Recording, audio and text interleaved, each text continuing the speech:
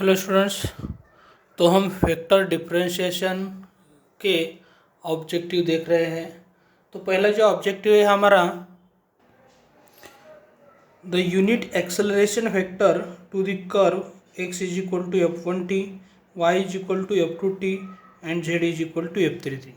तो ये X Y Z की वैल्यू जो है इसे हम पैरामीट्रिक इक्वेशन ऑफ कर्व बोलते हैं।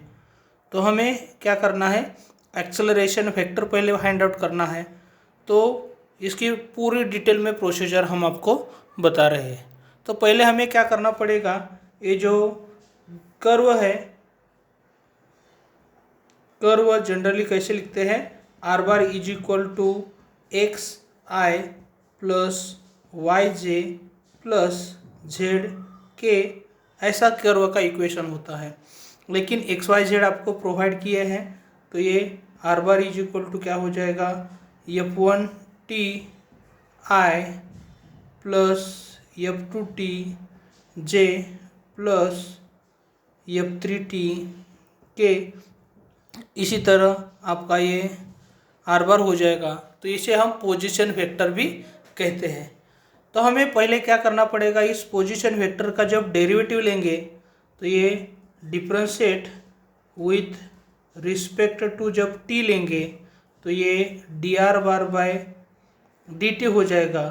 तो इसका मतलब rate of change of displacement with respect to time, इसे हम क्या कहते हैं, वेलोसिटी वेक्टर कहते हैं।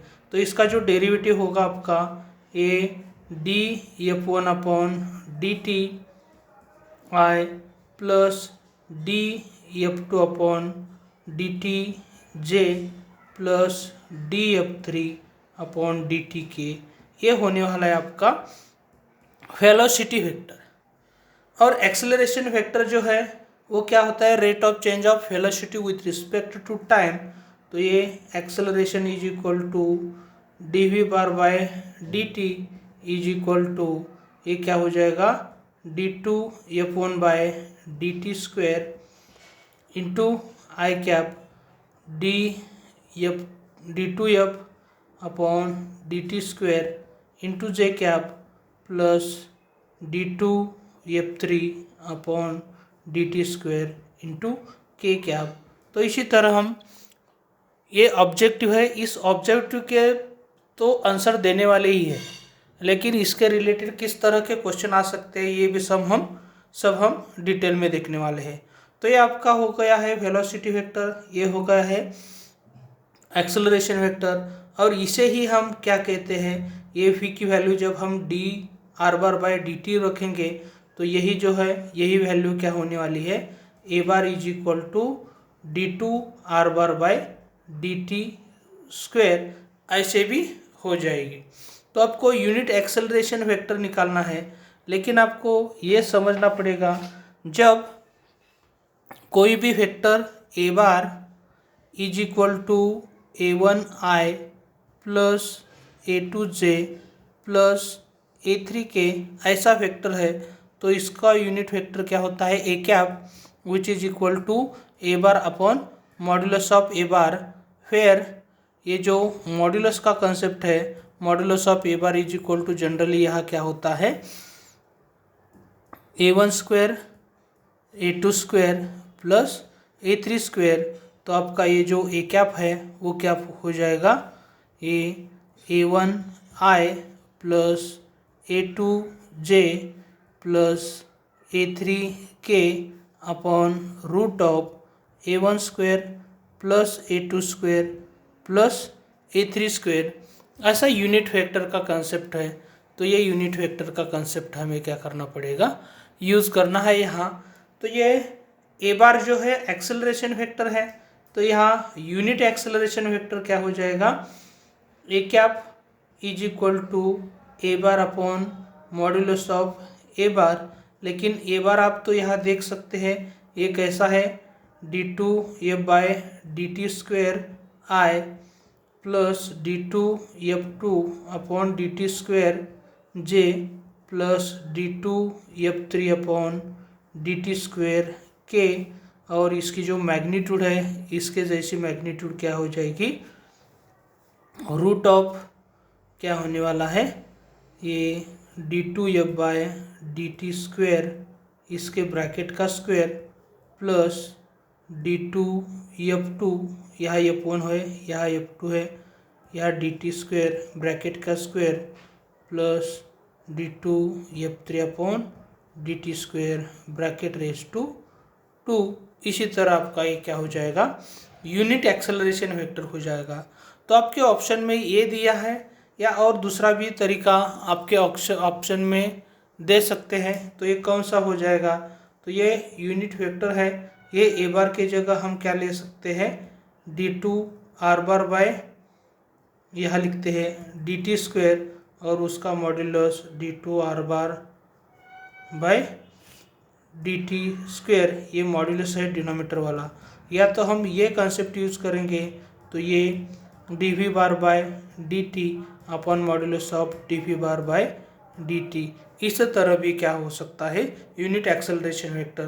तो आपका ये जो यूनिट एक्सेलरेशन वेक्टर का कंसेप्ट जो है, ये 3 कंसेप्ट ऑब्जेक्टिव में आ सकते हैं। ये जो पार्ट है आपका, ये भी यूनिट एक्सेलरेशन वेक्टर है, ये भी यूनिट एक्सेलरेशन वेक्टर है, ये भी आपका यूनिट एक्सेलरेशन वेक्टर है। तो ये सब कुछ जो कंसेप्ट है मैंने आपको बता दिए हैं, लेकिन आप मुझे कमेंट करके भी बता सकते हैं यूनिट वेलोसिटी वेक्टर जो है, वो यूनिट वेलोसिटी वेक्टर इसमें क्या हो जाएगा, ये आप मुझे बता सकते हैं। तो जो नेक्स्ट क्वेश्चन है, if u⁻t and v⁻t are two vector point functions, then divide dt of u⁻t into v⁻t। तो यहाँ दोनों वेक्टर का डॉट प्रोडक्ट है और उसका डेरिवेटिव हमें फाइंड आउट करना है। तो इसमें हम जनरली क्या करता है, जनरली जो सिंपल डेरिवेटिव जो होता है प्रोडक्ट रूल, वही यूज़ करते हैं। तो ये जो डेरिवेटिव है d/dt of u⁻t dot v⁻t है, तो simple product rule of derivative जो है, इसमें क्या हो जाएगा, u⁻t into d/dt of v⁻t plus v⁻t as it is हो जाएगा, और d/dt ऑफ u⁻t इसी तरह हो जाएगा। अब आपको थोड़ा सा हिंट देते हैं, डॉट प्रोडक्ट में A bar dot B bar is equal to क्या होता है, बी बार डॉट ए बार होता है, लेकिन क्रॉस प्रोडक्ट में A bar cross B bar which is not equal to B bar cross A bar. तो मेरा आपसे सवाल है, ये जो d/dt of u⁻t cross v⁻t जो है, वो किस तरह डेरिवेटिव आता है, ये आपको बताना है। और एक इन्फॉर्मेशन इसके थ्रू मैं देना चाहता हूँ, वो ये है, कोई भी फैक्टर डिनोमिनेटर में नहीं आता है। इन द सेंस, ऐसा 1/u⁻t जो ये वेक्टर पॉइंट फंक्शन है, तो ये ऐसा कभी भी पॉसिबल नहीं है। लेकिन डिनोमिनेटर में 1/u⁻t, तो ये कौन सा वेक्टर है और कौन सा स्केलर पॉइंट फंक्शन है, तो यह बार है, ये वेक्टर पॉइंट फंक्शन है और ये स्केलर पॉइंट फंक्शन है, तो ये आपके लिए वैलिड है। लेकिन डिनोमिनेटर में वेक्टर आता है, ये आपके लिए वैलिड नहीं है। तो ये भी आपको अच्छी तरह समझना है। तो दूसरा और एक आइडिया आपको देना चाहता हूँ, तो ये d/dt ऑफ हम समझ सकते हैं u⁻t ये वेक्टर फंक्शन है और v⁻t जब स्केलर फंक्शन है, तो यहाँ क्वोशंट रूल एप्लीकेबल है। तो ये क्वोशंट रूल क्या हो जाएगा, तो ये v⁻t एज इट इज़ इंटू d/dt ऑफ u⁻t हो जाएगा, minus u⁻t into d/dt of ये स्केलर फंक्शन है v⁻t as it is upon v⁻t उसके ब्रैकेट का स्क्वायर। तो ये क्वोशंट रूल मैंने यूज़ किया है, वो यहाँ एप्लीकेबल है। लेकिन जब ऐसा पार्ट रहता है, तो ये आपके ऑब्जेक्टिव के लिए भी आ सकता है। तो ये d/dt of u⁻t upon v⁻t, ये इसके जैसा रूल यूज़ करके दिया होगा, लेकिन ये कभी भी पॉसिबल ही नहीं है। तो ये नॉट पॉसिबल है। तो यहाँ आपको 3 ऑप्शन गलत दिए होंगे और चौथा ऑप्शन नन ऑफ अबव दिया होगा, तो ये आपका सही ऑप्शन जो होगा नन ऑफ अबव हो जाएगा, या तो ये नॉट पॉसिबल वाला ऑप्शन सही हो जाएगा। तो ये आपको वेक्टर में अच्छी तरह समझना है। नेक्स्ट जो क्वेश्चन है, divergence of the vector point function. अब ये एक स्टेटमेंट है, ऐसा भी आप समझ सकते हैं। आपको ये पता है तो ये with in fraction of second इसका सॉल्यूशन आप फाइंड आउट कर सकते हैं। लेकिन आपको मैं फ्रैक्शन ऑफ सेकंड में इसका सॉल्यूशन नहीं देने वाला हूँ। इसके रिलेटेड सब कुछ जो जनरल कंसेप्ट है, ये सब कुछ आइडिया आपको मैं यहाँ देने वाला हूँ। तो divergence of vector point function के लिए पहले हमें ये समझना होगा, ये डेल ऑपरेटर है वो क्या होता है, वो आई into डेवा upon डेवा x plus J into डेवा upon डेवा Y plus K into डेवा upon डेवा Z होता है। और जो वेक्टर पॉइंट फंक्शन बोला है, जब हम vector point function f bar is equal to generally f one I plus f two J plus f three k ले रहे हैं, तो हमें डाइवर्जेंस का फंक्शन यहाँ देखना है। लेकिन उससे पहले थोड़ी सी जो आइडिया है वो आइडिया हम आपको देने वाले हैं। जब आपके सामने A bar is equal to A one I plus B one J plus C one K ऐसा वेक्टर है, और दूसरा vector B bar is equal to A two I plus B two J plus C two K ऐसा vector है, तो इन दोनों vector का डॉट प्रोडक्ट को हमें समझना पड़ेगा। तो ए बार डॉट बी बार का जो कंसेप्ट है, इसमें क्या होता है, ए बार में और बी बार में आई के जो कोएफिशिएंट है उन दोनों का प्रोडक्ट होता है। तो यहाँ आई के कोएफिशिएंट जो है वो क्या है, ए वन और ए टू है, तो यहाँ ए वन ए टू हो जाएगा प्लीज़। और उसके बाद जो जे के कोएफिशिएंट्स है बी वन और बी टू, इन दोनों का प्रोडक्ट यह होने वाला है। फिर जो लास्ट है इसमें क्या हो जाएगा, के कोएफिशिएंट जो है C1 और C2, इन दोनों का प्रोडक्ट हो जाएगा। और यहाँ एडिशन करने के बाद ये डॉट प्रोडक्ट का कंसेप्ट आपके सामने है। फिर आपको और थोड़ी सी एक आइडिया दे रहा हूँ मैं, जब कोई भी नंबर C है और उसका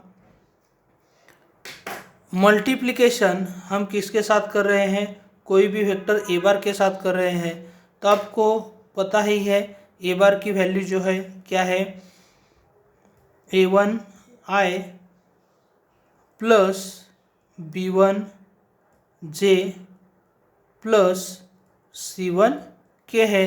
लेकिन सी जो है इस ए बार को मल्टीप्लाई है, तो यह किस तरह रेड कलर में लिख रहे हैं हम, सी इंटू ए वन आई प्लस सी into B one J plus सी इंटू सी वन के। इसी तरह स्केलर का मल्टीप्लिकेशन वेक्टर के साथ और वेक्टर का डॉट प्रोडक्ट वेक्टर के साथ, ये कंसेप्ट आपको समझना बहुत इम्पॉर्टेंट है। तो आपका बहुत सारा जो कंसेप्ट है इसमें कवर हो जाएगा। फिर आप और थोड़ा सा एक कंसेप्ट हम देने वाले हैं, जब दोनों वेक्टर का क्रॉस प्रोडक्ट होता है ए बार क्रॉस बी बार, यह आपके सामने दे रहे हैं किस तरह होता है ये आप देख सकते हैं। पहला जो रो है वो क्या हो जाएगा, आई जे और के जो है ये यूनिट वेक्टर लिखने वाले हैं। फिर ए बार में I J K coefficient A one B one C one, ये सेकंड रो में हो जाएगा A one B one C one, और फिर A two B two C two, ये क्या है आपका क्रॉस प्रोडक्ट का कंसेप्ट है। तो ये जब आप समझ जाएंगे तो आपका पूरा ग्रेडियंट का कंसेप्ट क्या है, डाइवर्जेंस का कंसेप्ट क्या है और कर्ल का कंसेप्ट क्या है, ये सब आपको समझ में आने वाला है। तो आपको ये जो है कंसेप्ट ये किसके साथ जाएगा, ग्रेडियंट के साथ जाएगा। ये जो है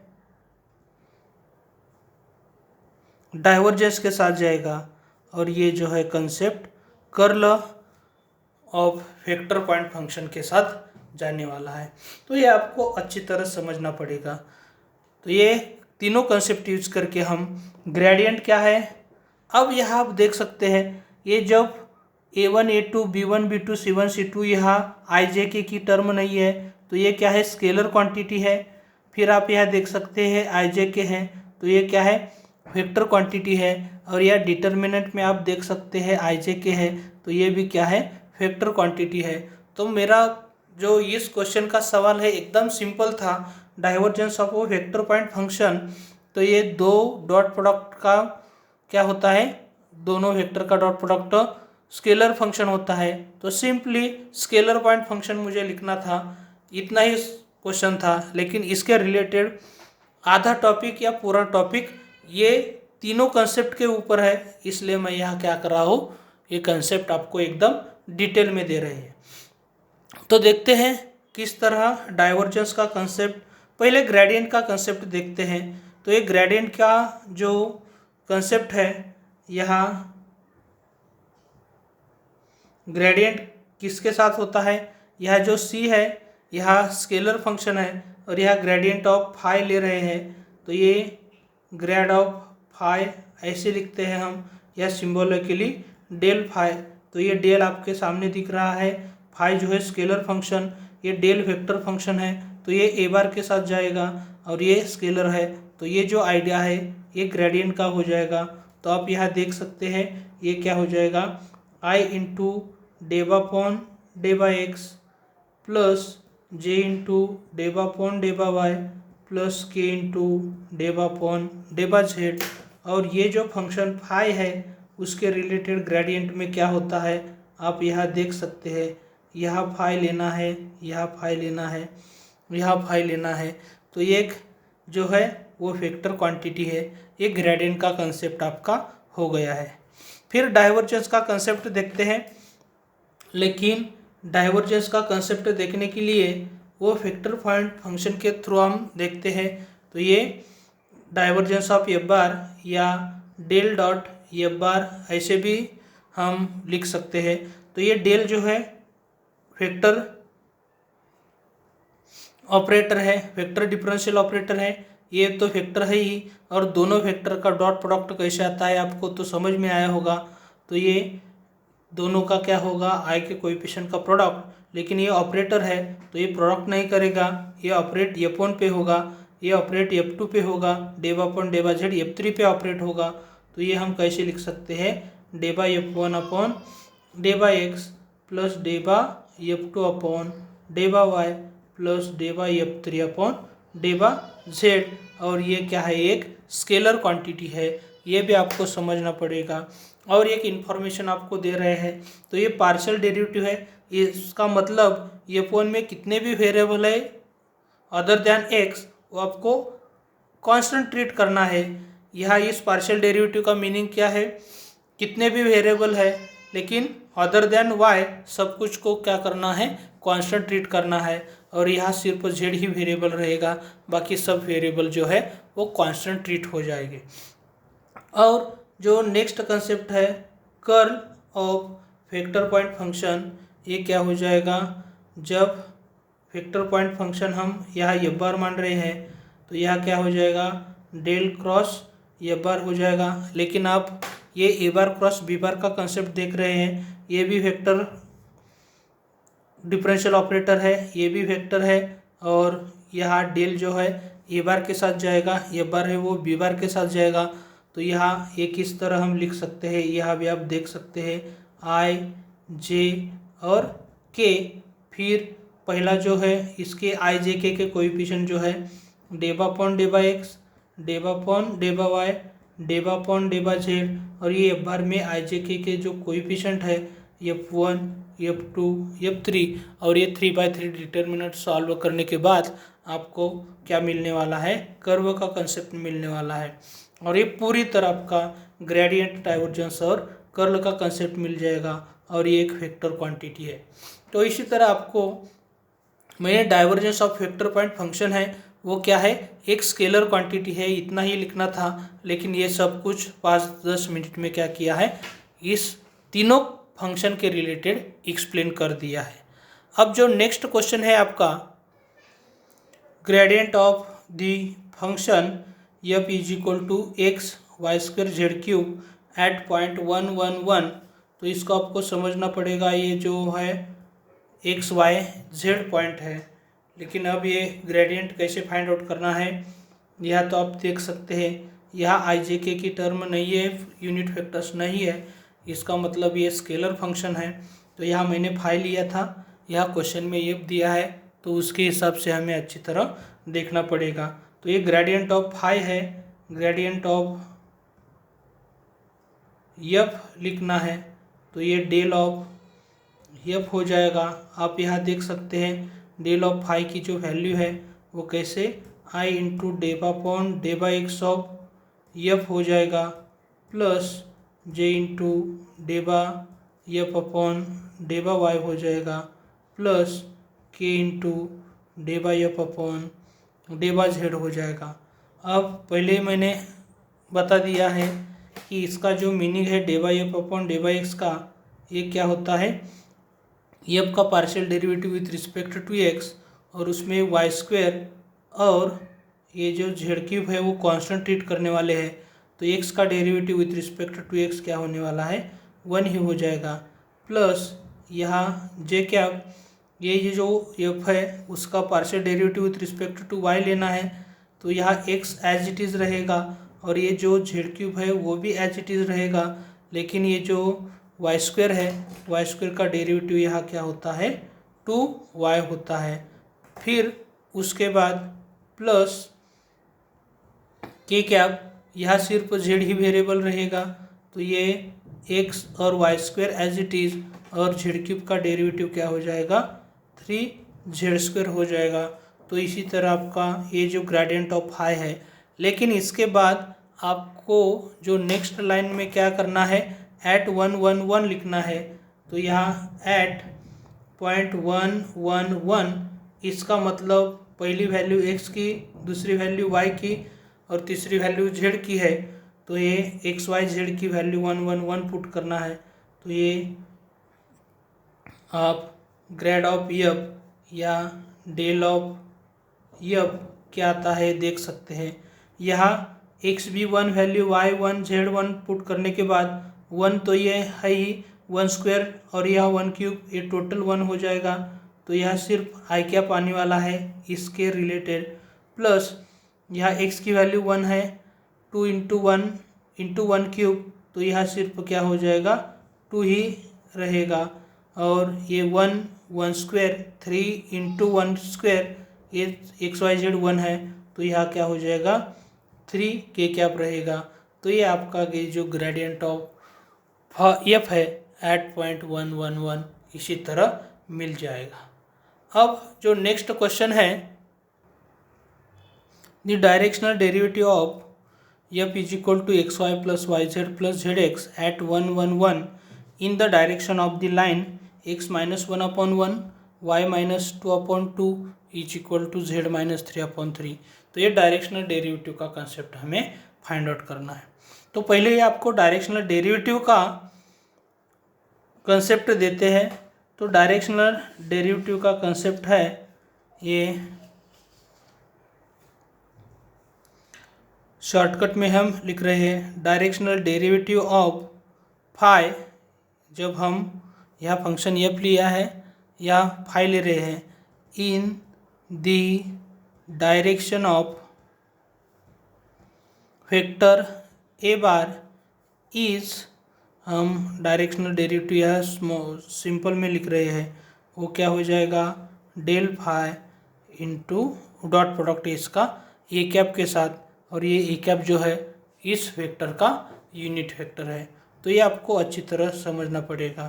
तो ये डायरेक्शनल डेरिवेटिव, ये हम क्या करेंगे, del of f dot a cap लिखने वाले हैं।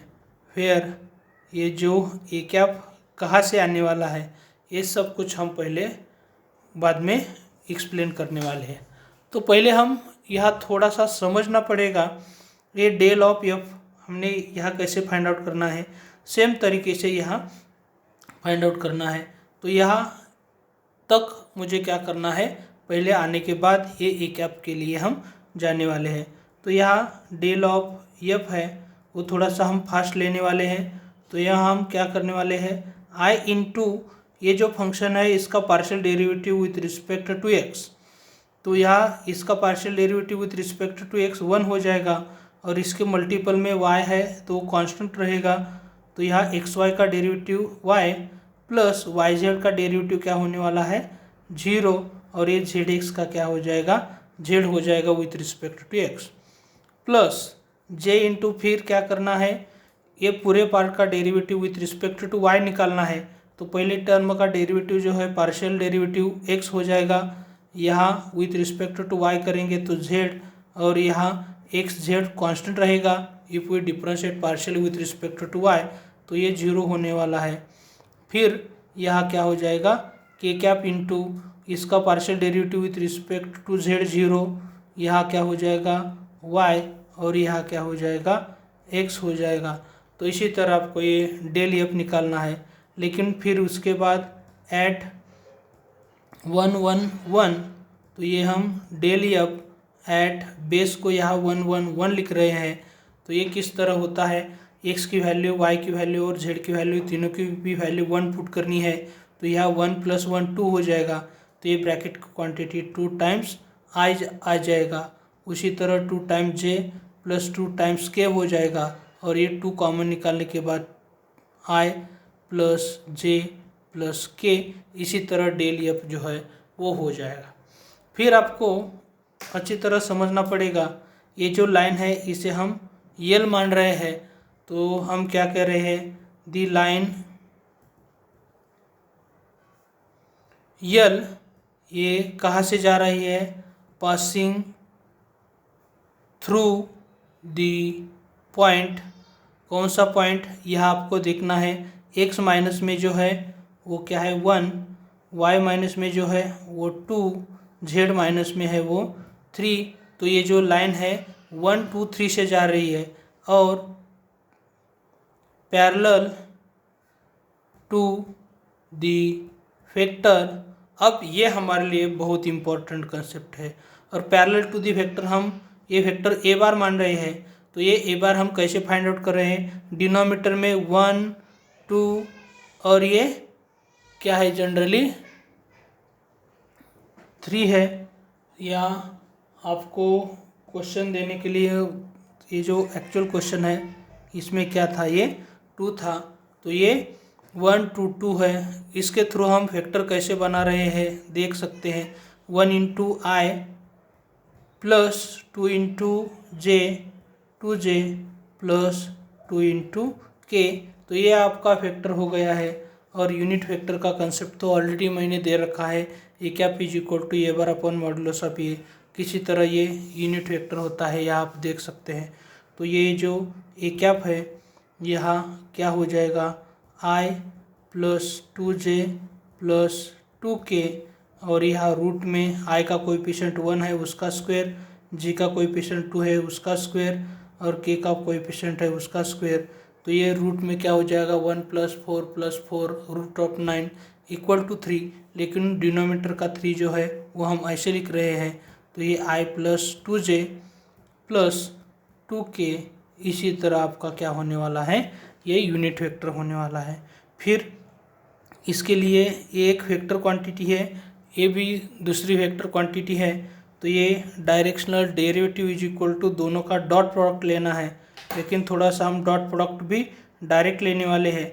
इसमें ये जो स्केलर क्वांटिटी है वो स्केलर क्वांटिटी का मल्टीप्लिकेशन हम पहले करते हैं।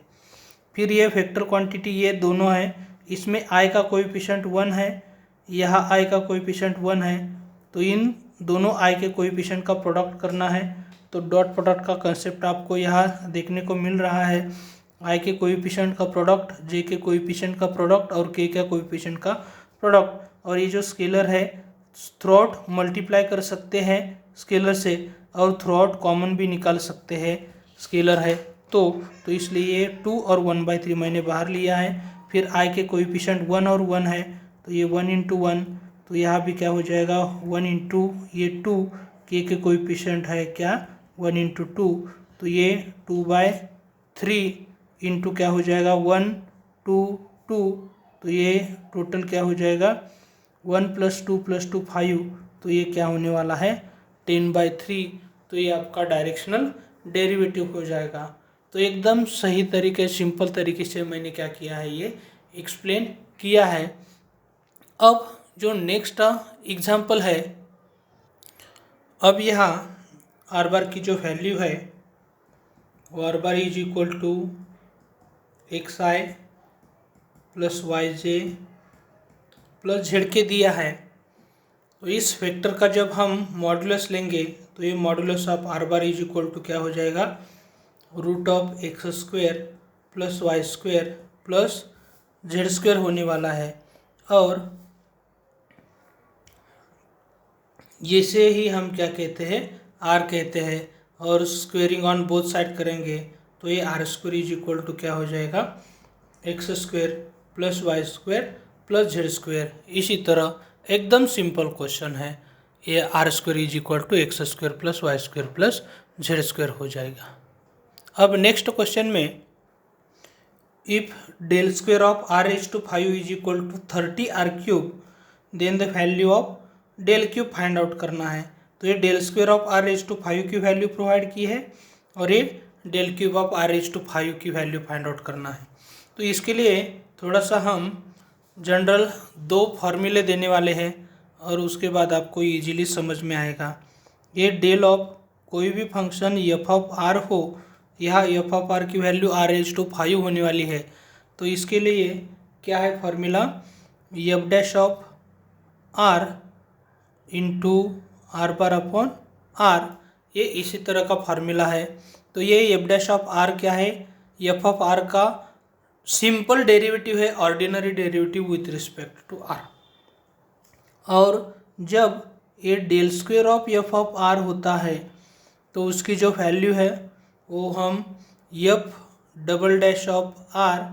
प्लस 2/r इंटू f'(r), तो ये दोनों फार्मूले आपको डायरेक्ट ऑनलाइन एग्जाम के लिए ये भी फार्मूले डेल ऑफ f(r) की वैल्यू क्या है इन 4 ऑप्शन में से, या del² ऑफ f(r) की वैल्यू 4 ऑप्शन दिए जाएंगे, इसमें कौन सी है, तो ये सही ऑप्शन होने वाले हैं। तो इसी का यूज़ करके हम क्या करेंगे ये जो एग्जाम्पल है सॉल्व करने वाले हैं। तो आप यहाँ देख सकते हैं ये जो del² ऑफ r⁵ की वैल्यू 30 इंटू r³ हमें प्रोवाइड की है और हमें फाइंड आउट करना है del³ ऑफ r⁵ की वैल्यू। तो ये del³ है वो हम del into del² of r⁵ ऐसे लिखने वाले हैं, लेकिन ऑलरेडी हमें del² ऑफ r⁵ की वैल्यू प्रोवाइड की है 30 इंटू r³, तो ये 30 कांस्टेंट है बाहर आ जाएगा और डेल ऑफ क्या होने वाला है r³ हो जाएगा। अब ये हमारे लिए जो f(r) है ये r³ जो है वो f(r) हो जाएगा। तो ये डेल ऑफ f(r), तो ये कंसेप्ट होने वाला है इज इक्वल टू 30 इंटू ये f'(r) मीन्स r³ का derivative with respect to r, ये 3r² हो जाएगा और यह सिंपली क्या अटैच करना है उसको r बार अपॉन r। तो यहाँ आप देख सकते हैं एक r कैंसिल होने वाला है, 30 इंटू 3 90 हो जाएगा और ये r और r बार। तो आपका जो सही ऑप्शन है del³ ऑफ r⁵ के लिए ये सही ऑप्शन हो जाएगा। लेकिन आपको मैं एक क्वेश्चन देने वाला हूँ, जब del⁴ ऑफ r⁵ है तो इसकी वैल्यू क्या हो जाएगी, ये आपको कमेंट करके बताना है। फिर आपको थोड़ा सा एक आइडिया हिंट दे रहा हूँ, ये del⁴ है हम del² ऑफ r⁵ ऐसे लिख सकते हैं, और इसमें हम del² ऑफ r⁵ की तो वैल्यू ऑलरेडी है, तो ये del² ऑफ 30r³ हो जाएगा और ये 30 तो बाहर आ जाएगा और ये del² ऑफ r³ हो जाएगा। तो इसे r³ को हम यहाँ f(r) मानेंगे और ये आइडिया जब हम यहाँ अप्लाई करेंगे तो आपको ये del⁴ ऑफ r⁵ का वैल्यू मिल जाएगा। तो एकदम सिंपल तरीके से जब हम करेंगे तो सॉल्यूशन हमारा इजीली मिल जाएगा। नेक्स्ट जो क्वेश्चन है, if f bar is equal to x square minus A Y z into I plus y square minus B Z x into j plus z square minus C x y into k is irrotational, तो ये irrotational vector field है, तो ये A B C के related क्या condition होने वाली है ये आपको बताना है। तो इसके लिए हम थोड़ा सा और बेसिक के लिए जाते हैं। तो आपको पता ही है मैंने जो कर्ल का कंसेप्ट दिया था, वो कर्ल का कंसेप्ट जो है वो इरोटेशनल के लिए जाता है। तो यहाँ हम ये जो इरोटेशनल वेक्टर फील्ड के रिलेटेड आपको आइडिया दे रहे हैं। The vector field f bar is said to be irrotational if del cross f bar is equal to 0। और ये डेल क्रॉस एफ बार जो है ये हम डिटर्मिनेंट में कैसे लिखते हैं, I cap J cap K cap, ये डेल के रिलेटेड डेबा अपॉन डेबा एक्स, डेबा अपॉन डेबा वाई, डेबा अपॉन डेबा जेड, और ये एफ बार के कोएफिशिएंट f1 आई f2 जे प्लस f3 के वेक्टर है। तो ये f1 f2 f3 ये कोएफिशिएंट आई जे के होने वाली है। ये क्या हो जाएगा आपका 0 या 0 वेक्टर भी बोल सकते हैं। तो ये डिटर्मिनेंट इक्वल टू क्या करना है, 0 लेना है। तो देखते हैं किस तरह ये जो डिटर्मिनेंट है वो हो जाएगा। अब आपके सामने ये कंसेप्ट यहाँ रखने वाले हैं। तो ये इरोटेशनल वेक्टर फील्ड दी है, तो यहाँ हम क्या कह सकते हैं, ऑब्जेक्टिव का एग्जांपल है तो ओरली थोड़ा सा बता रहे हैं। तो ये इरोटेशनल है तो हमें del cross f bar is equal to 0 ऐसे लेना है, और ये डिटर्मिनेंट इक्वल टू 0 लेना है। तो यह क्या हो जाएगा, पहला रो जो है I cap J cap K cap है, फिर सेकंड रो डेबा अपॉन डेबा एक्स, डेबा अपॉन डेबा वाई, डेबा अपॉन डेबा जेड, और ये f1 है, वो f1 क्या होता है, आई का कोएफिशिएंट। तो यह जनरली कौन सा है f1, ये एक्स स्क्वायर माइनस ए वाई जेड, दूसरा है y square minus B Z x, और तीसरा है z square minus C x y equal to क्या करना है, हमें 0 वेक्टर लेने के बाद आपको ये सिंप्लीफाई करना है। तो देखते हैं किस तरह ये डिटर्मिनेंट सिंप्लीफाई करना है। पहला आई कैप इनटू इन दोनों का प्रोडक्ट होने वाला है, लेकिन ये जो सेकंड रो है वो ऑपरेटर का रो है, तो ये मल्टीप्लाई नहीं होता है, वो ऑपरेट होता है इस पार्ट पे। तो ये डेबा अपॉन डेबा वाई ऑफ ए पार्ट, तो ये पार्शियल डेरिवेटिव का कंसेप्ट है। तो यहाँ क्या हो जाएगा, डेबा अपॉन डेबा Y of Z square minus C x Y हो जाएगा, माइनस करके इन दोनों का प्रोडक्ट, लेकिन ये ऑपरेटर है इसलिए डेबा अपॉन डेबा Z of Y square minus B Z X हो जाएगा। ये हो गया आई के लिए। फिर जे कैप के लिए माइनस देके जे कैप लिखना है, और ये फिर ये रो और कॉलम डिलीट करने के बाद इन दोनों का प्रोडक्ट, लेकिन ये डेबा अपॉन डेबा एक्स ऑपरेटर है तो ये इसी तरह हम लिख रहे हैं, माइनस करके ये डेबा अपॉन डेबा Z of X square minus A Y Z हो जाएगा, प्लस के कैप जो है, फिर ये रो और कॉलम डिलीट करेंगे तो ये क्या हो जाएगा, डेबा अपॉन डेबा X of Y square minus B Z X minus ये होने वाला है डेबा अपॉन डेबा Y of X square minus A Y Z is equal to ये जो 0 वेक्टर है वो यहाँ आपके सामने है। अब यहाँ आप देख सकते हैं ये जो आई कैप है, यह partial derivative with respect to क्या निकालना है, हमें y निकालना है। तो यह क्या हो जाएगा, माइनस सी एक्स हो जाएगा, तो इसका डेरिवेटिव 0, माइनस ये विथ रिस्पेक्ट टू z करेंगे तो ये minus of minus b x हो जाएगा। अब ये माइनस जे कैप इंटू यहाँ क्या होने वाला है, ये जो partial derivative with respect to x लेंगे तो माइनस सी वाई, और यहाँ क्या हो जाएगा, ये माइनस है और ये माइनस क्या होने वाला है विथ रिस्पेक्ट टू वाई करेंगे तो माइनस ए जेड हो जाएगा, प्लस के कैप है तो यहाँ आपको अच्छी तरह देखना है, विथ रिस्पेक्ट टू एक्स निकालेंगे तो ये क्या होने वाला है माइनस बी जेड हो जाएगा, और यहाँ निकालेंगे तो ये माइनस, ये तो लिखा है, और ये minus A y is equal to 0 bar होने वाला है। फिर आप यहाँ देख सकते हैं ये माइनस माइनस प्लस हो जाएगा, minus minus plus, minus minus plus, और यहाँ थोड़ी सी गलती कर दी है विथ रिस्पेक्ट टू यहाँ y है तो ये ए जेड होने वाला है।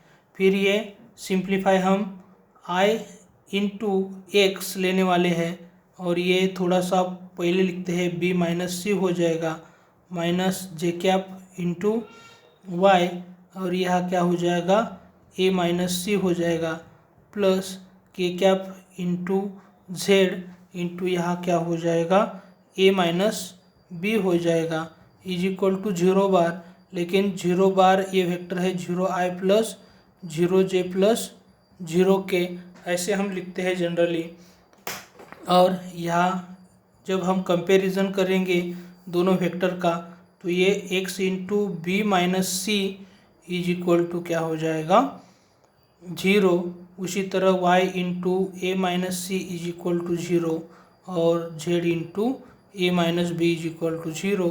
तो दोनों टर्म का प्रोडक्ट 0 है, या तो x इज इक्वल टू 0 और b minus c equal to 0। यहाँ ए बी सी के लिए कंडीशन फाइंड आउट करना है, तो यहाँ x भी 0 हो सकता है या b माइनस सी भी 0 हो सकता है, लेकिन हमारे लिए ए बी सी के लिए कंडीशन है यहाँ a minus c equal to 0 और यहाँ a minus b equal to 0। तो इन दोनों का कंपैरिजन करके b is equal to c, यहाँ a is equal to c और यहाँ a is equal to b, तो ये condition a is equal to b ले रहे हैं, लेकिन यहाँ b is equal to c है, तो ये क्या हो जाएगी आपकी condition a is equal to B is equal to C. तो आपका सही जो ऑप्शन है वो ए ऑप्शन हो जाएगा। तो इसी तरह भी आपको ये जो एग्जांपल्स है वो एग्जांपल्स सॉल्व करने पड़ते हैं। तो नेक्स्ट जो एग्जांपल है, the surface phi is equal to x y plus y z plus z x is normal to the surface psi is equal to x y plus y z minus a x z at point 111 then value of a is. तो ये आपको अच्छी तरह देखना है। तो इसके related मैंने ऑलरेडी एग्जांपल एक लिया है, तो हम थोड़ा सा ये एग्जांपल क्या कर रहे हैं फास्टली ले रहे हैं, लेकिन आपको ये अच्छी तरह समझ में आएगा। तो पहले हमें ये समझना पड़ेगा, एक कंसेप्ट जनरल जो है आपको यहाँ देना चाहते हैं। जब ये फाई के रिलेटेड बोलेंगे तो ये फाई सरफेस है, तो इसको नॉर्मल सरफेस जो है जनरली क्या होता है डेल फाई होता है, और ये साई आपको फिर दूसरा सरफेस दिया है उसको नॉर्मल क्या किया है, नॉर्मल जो है वो डेल साई हो जाएगा। लेकिन आपको ये फाई और साई नॉर्मल दिया है, इसका मतलब नॉर्मल मीन्स परपेंडिकुलर, तो ये सरफेस फाई और साई परपेंडिकुलर है, और ये फाई को ये डेल फाई परपेंडिकुलर है, साई को डेल साई परपेंडिकुलर है। तो यहाँ ये क्या होने वाला है डेल फाई इज नॉर्मल या परपेंडिकुलर भी बोल सकते हैं, वो क्या हो जाएगा डेल ऑफ साई। और एक चीज़ आपको फिर दिमाग में रखनी पड़ेगी, जब ए बार और बी बार दो फैक्टर्स है और ये दोनों नॉर्मल है या परपेंडिकुलर है, तो ये A bar dot B bar is equal to क्या होता है 0 होता है। इतना सारा कंसेप्ट हमें क्या करना है यहाँ यूज करना है। तो देखते हैं फाई है, इसमें del phi direct find out करने हैं, इसका partial derivative with respect to x निकालना है, तो ये आई इंटू पार्शियल डेरिवेटिव, फिर आप देख सकते हैं ये क्या हो जाएगा वाई प्लस जेड प्लस जे इंटू फिर partial derivative with respect to y हो जाएगा एक्स प्लस जेड, और एक की क्या इंटू इसका पार्शियल डेरिवेटिव क्या होने वाला है x प्लस वाई हो जाएगा। फिर हम डेल साई फाइंड आउट करने की कोशिश करते हैं, फिर यहाँ i into with respect to x जो है वो क्या हो जाएगा x माइनस ए जेड होने वाला है, J into with respect to Y करेंगे तो ये क्या हो जाएगा एक्स प्लस जेड हो जाएगा। और ये जो लास्ट पार्ट है इसमें क्या हो जाएगा कि क्या आप into with respect to z करेंगे तो वाई माइनस ए एक्स हो जाएगा। लेकिन हमें ये दोनों भी है, कौन से पॉइंट के लिए नॉर्मल है, इस पॉइंट के लिए तो हमें एट 1 1 1 मतलब ये एक्स वाई जेड की वैल्यू 1 1 1 है, तो ये डेल फाई क्या होता है वो भी देखेंगे और डेल साई की वैल्यू क्या होती है एट 1 1 1 वो भी देखेंगे। तो आपको थोड़ा सा ये एक्स वाई जेड की वैल्यू 1 पुट करने के बाद 2i plus 2j plus 2k हो जाएगा, 2i plus 2j plus 2k हो जाएगा। और यहाँ आप देख सकते हैं ये क्या होने वाला है 1 माइनस ए इंटू आई, और यहाँ क्या हो जाएगा 2j, और यहाँ क्या होने वाला है 1 माइनस ए इंटू के। इसी तरह ये जो पार्ट है ये पार्ट आपका होने वाला है।